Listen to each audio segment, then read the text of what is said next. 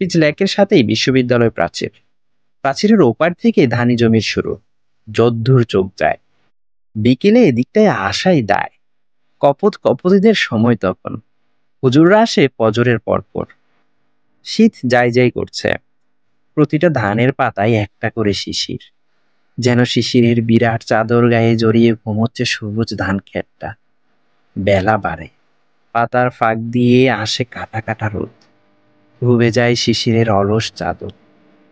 Varsity হাজারো মত পথে এক জগা খিচুড়ি। একদিকে ডাইল করে এসে যেমন হুজুর হয়ে যায় এখানে, আবার অন্যদিকে মাওলানা পাশ করে এসে বিড়িও ধরে এখানে। এ এক তেলে সমাধি জায়গা বাপু।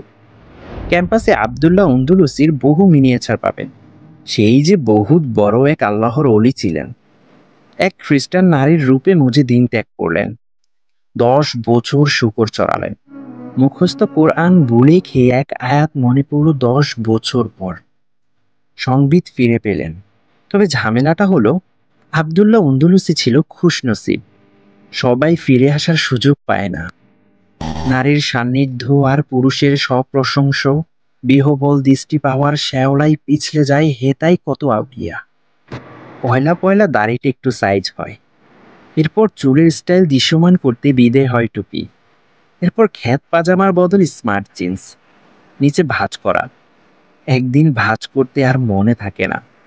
প্যাকেট ফুটো হলে চানাচুর মিঙে যেতে যতক্ষণ সময় লাগে আর কি। আবার উল্টো কাহিনীরও অভাব নেই। কত মদারু, গাজারু, নৃশংস ছাত্র নেতা, পাতি নেতারা সব ছেড়ে ছুড়ে হয়ে গেছে বরফের মতো ঠান্ডা, মাটির মতো নরম, আকাশের মতো উদার, পাহাড়ের মতো অটল। ভূমির নাকে দড়ি বাঁধা উটের মতো। টেনে নিলে হেঁটে যাবে, বসিয়ে দিলে বসেই থাকবে।